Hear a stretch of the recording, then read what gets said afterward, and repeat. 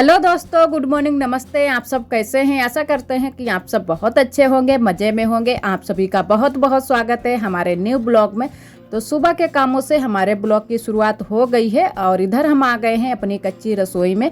तो यहाँ पर उबल रहे हैं हमारे आलू। तो आलू हमारे उबल चुके हैं। तो जो भी हमारे घर के काम थे सुबह के, झाड़ू पोछे के, वो सारे काम हमारे हो चुके थे। चाय नाश्ता भी सभी का हो चुका है और अब बनाने लगे हैं खाना। तो आलू हमारे उबल चुके हैं, तो अब लगा लेते हैं कुकर में लेप राख का। तो इसमें हम बनाएंगे चावल। तब तक हम चावल बनने के लिए रख देंगे, जब तक हमारे आलू ठंडे होंगे सब्जी के लिए।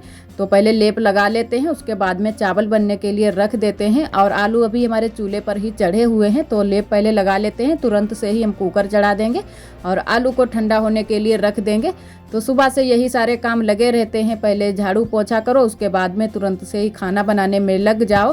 तो इधर हमारे आलू भी उबल चुके हैं। एक बार फिर से देख लेते हैं कि अच्छे से उबल गए हैं या नहीं। तो इनको नीचे उतार कर रख देते हैं।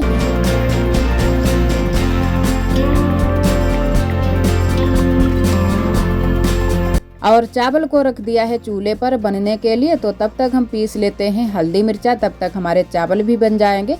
और आलू भी हमारे अभी ठंडे हो रहे हैं, तो आलू ठंडे हो जाएं उसके बाद में ही छीलते हैं।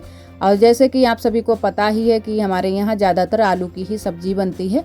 तो आज भी हम आलू की ही सब्ज़ी बना रहे हैं। तो आलू को उबाल लिया है, तो अच्छे से सब्ज़ी भी बन जाती है उबले हुए आलू की।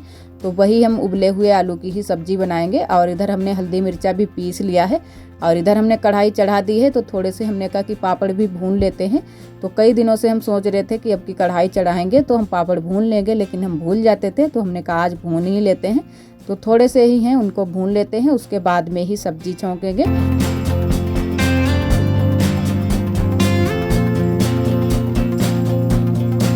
और ये वाले पापड़ हमने होली के पहले बनाए थे, तो वही वाले पापड़ अभी भी हमारे यहाँ रखे हैं। तो हमने कहा चलो थोड़े से भून लेते हैं। और कई दीदियों को हमने देखा है कि होली के बाद भी पापड़ बनाए हैं, तो हमारे तो अभी भी चल रहे हैं होली के पहले ही वाले। तो हमने कहा चलो इन्हीं को भून लेते हैं। और सभी लोग चाय के साथ में पसंद करते हैं, तो थोड़े से ही हमने भून लिए हैं।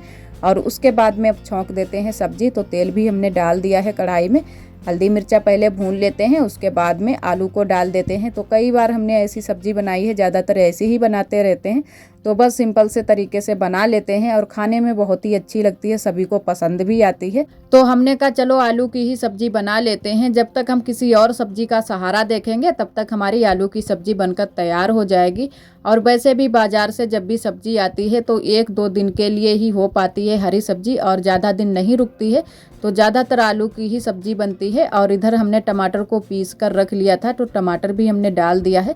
तो अच्छे से भून लेते हैं, उसके बाद में डाल देते हैं आलू। तो अब डाल देते हैं आलू और बस थोड़ा सा पानी बाद में डालते हैं। तो थोड़ी देर के लिए पहले मिला देते हैं अच्छे से। तो बस ऐसे ही सिंपल तरीके से आलू की सब्ज़ी बना लेते हैं और बहुत ही सभी को पसंद आती है। और ख़ासकर चावल के साथ में ज़्यादा ही कुछ अच्छी लगती है। इतनी ज़्यादा रोटियों के साथ में सभी लोग नहीं पसंद करते हैं। तो जब भी हम ये आलू की सब्ज़ी बनाते हैं तो चावल साथ में ज़रूर ही बना लेते हैं। और इधर हमारी सब्ज़ी बनकर तैयार हो गई है। तो आटा भी हमने लगा लिया है रोटियों के लिए। तो बस जल्दी से ही रोटियां भी सेंक लेते हैं। और इधर रोटियां सेकनी हमने शुरू कर दी हैं। तो सारी रोटियां हम पतली वाली ही सेकेंगे, मोटी वाली नहीं बनाएंगे, क्योंकि आलू की सब्ज़ी रसा वाली है। तो पतली रोटियां ज़्यादा पसंद करते हैं सभी लोग। और वैसे अगर सूखी सब्ज़ी हो तो मोटी रोटियां भी चल जाती हैं, मोटी अच्छी लगती हैं। तो अब की बार बहुत ही कम हम मोटी वाली रोटियां सेकते हैं, ज़्यादातर हम पतली वाली रोटियां ही सेक लेते हैं। और जब सभी लोग बोलने लगते हैं कि आज मोटी रोटियां बनाना, तभी हम मोटी रोटी बनाते हैं। वैसे तो पतली रोटी ही बनाते हैं अब की बार। तो एक दीदी जी हमारी बोल भी रही थी कि अब की आपने बहुत दिनों के बाद मोटी रोटियां बनाई हैं। तो सही कहा दीदी, क्योंकि किसी किसी दिन ही हम मोटी रोटियां बनाते हैं। वैसे शाम को ज़्यादा बन जाती हैं, क्योंकि शाम को ज़्यादा तो सूखी सब्जी ही होती है। तो मोटी रोटियां बना लेते हैं। और दिन में तो रसा वाली सब्जी ही सभी लोग खाते हैं, तो बस पतली रोटियां ही बना लेते हैं। और इधर हमारा खाना बन चुका है। तो अब कर देते हैं रसोई की थोड़ी सी साफ़ सफाई, जो कि रसोई की साफ़ सफाई तो रोज़ ही करनी होती है। तो रोज़ ही इसको करना पड़ता है। और ख़ासकर ये कच्ची है, इसी वजह से इसमें ज़्यादातर साफ़ सफाई करनी होती है, झाड़ू वाड़ू भी लगाना होता है।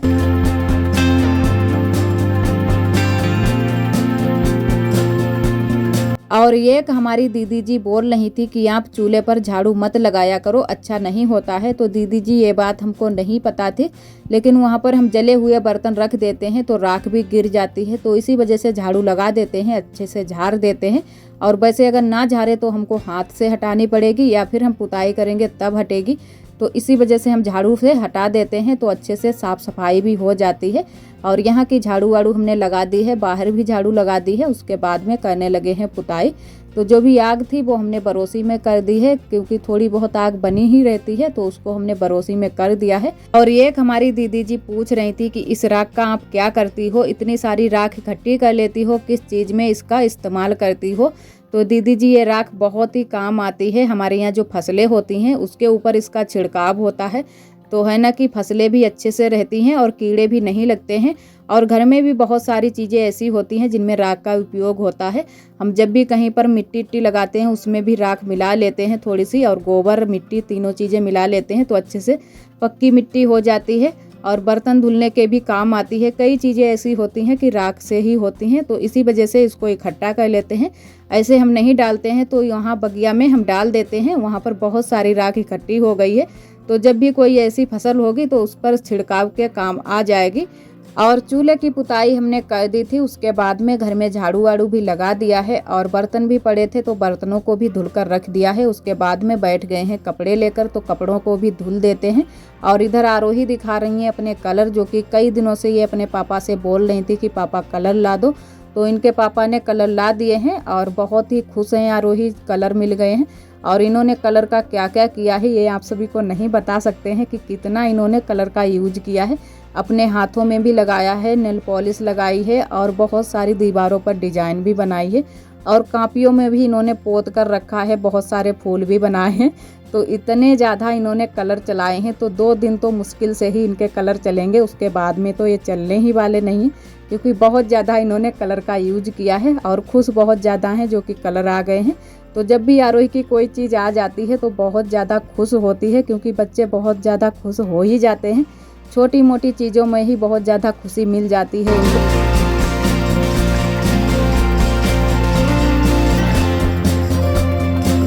आप सभी दोस्तों को तहे दिल से बहुत बहुत धन्यवाद। आप सभी बहुत ही प्यारे प्यारे कमेंट करते हो, और जो दोस्त हमारे कमेंट नहीं कर पाते हैं, हमारे ब्लॉग पर आते हैं, हमारे ब्लॉग को पसंद करते हैं, उनको भी तहे दिल से बहुत बहुत धन्यवाद। इसी तरह आप सब हमारे चैनल से जुड़े रहिएगा, अपना प्यार और सपोर्ट बनाए रखना। और कई हमारी दीदियाँ बोल रही थी कि आप बहुत काम करती हो, पूरा दिन काम करती रहती हो, बहुत ज़्यादा थक भी जाती होंगी, काम के आगे आप अपना भी ख्याल नहीं रखती हो। तो दीदी जी काम तो हो ही जाता है, और जब काम हो जाता है पूरा उसके बाद में बहुत ज़्यादा थकान भी होती है, लेकिन फिर भी बैठते नहीं है, क्योंकि बैठ जाओ फिर बहुत ज़्यादा और भी थकान लगती है। तो जो भी हमारे काम होते हैं फिर हम सोचते हैं चलो इनको भी कर देते हैं, उसके बाद में ही आराम करते हैं, और फिर काम छूट जाते हैं, फिर आराम करते हुए भी अच्छा नहीं लगता है।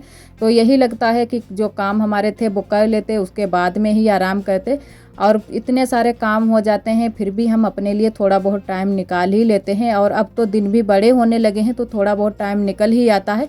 और वैसे इन दिनों में गर्मी तो बहुत ज़्यादा हो रही है, दिन में तो बिल्कुल चैन ही नहीं पड़ता है। तो जो भी काम होते हैं वही छोटे मोटे करते रहते हैं, और जो चौका बर्तन के बाद में यही सारे काम रहते हैं, जैसे कि साफ़ सफाई के। तो इधर उसके बाद में हम करने लगे हैं साफ़ सफाई किचन की। तो जो भी किचन के डिब्बे थे वही निकाल कर ले आए हैं, तो इनको भी साफ़ करके रख देते हैं। और आरोही भी इधर शैतानियाँ दे रही हैं। तो आरोही है ना कि पानी ज़रूर ही डालेगी ऊपर से, चाहे नहाए धोए कितने ही बैठे हो, लेकिन पानी ज़रूर ही डाल देती है। तो एक बार पानी ऐसे उछाल कर गई है और दोबारा से देखो उछाल रही है, तो यही इसका लगा रहता है। तो ये काम हमारे और भी बढ़ा देती हैं, कुछ तो करा भी देती हैं लेकिन कुछ काम हमारे बढ़ा भी देती हैं।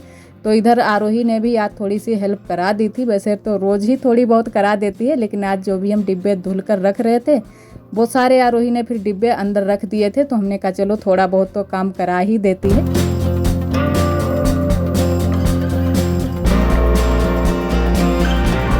तो सभी डिब्बे अच्छे से धोकर रख देते हैं और सभी डिब्बों में कुछ ना कुछ रखा हुआ है, तो सारे डिब्बे हम बाहर से ही धुलेंगे। अंदर कुछ ना कुछ जरूर ही रखा है, तो ज्यादातर तो डिब्बे बाहर से ही गंदे हो जाते हैं, तो हमने कहा चलो बाहर से ही धुल देते हैं। और हफ्ते में या 15 दिन में एक बार तो हम सारे डिब्बे धुल ही देते हैं। और कच्ची वाली रसोई में भी ज्यादातर सभी डिब्बे नहीं जाते हैं, तो तेल वाला डब्बा जाता है और नमक मिर्च का तो 2 ही डिब्बे ज्यादातर रसोई में ले जाते हैं और बाकी के डिब्बे हमारे यहीं पर रखे रहते हैं। तो हम धुल कर रख रहे हैं और आरोही झट से उठाकर ले जा रही हैं, पटिया पर सारे डिब्बे सेट करके रख देंगे। तो आरोही ने इतना हमारा काम करा दिया था, तो किसी किसी दिन नहीं, वैसे तो आरोही हमारा थोड़ा बहुत काम करा देती हैं। और अब तो आरोही नल से पानी भी ले आती हैं, जो बाहर नल लगा है वहाँ से पानी भी थोड़ा बहुत लेकर आ जाती हैं। तो बहुत सारा काम जो ऐसे होते हैं कि आरोही करा देती हैं, छोटे मोटे काम। और इधर आरोही ने सारे डिब्बे जो भी हम धुल कर रख रहे हैं वो सारे डिब्बे झट से उठा लेती हैं और झट से रख देती हैं अंदर। तो इधर हमारे डिब्बे भी धुल गए हैं और अभी यहाँ पर पोंछा लगाना है, तो पहले डिब्बे धुल लेते हैं, उसके बाद में यहाँ पर पोंछा लगा देते हैं।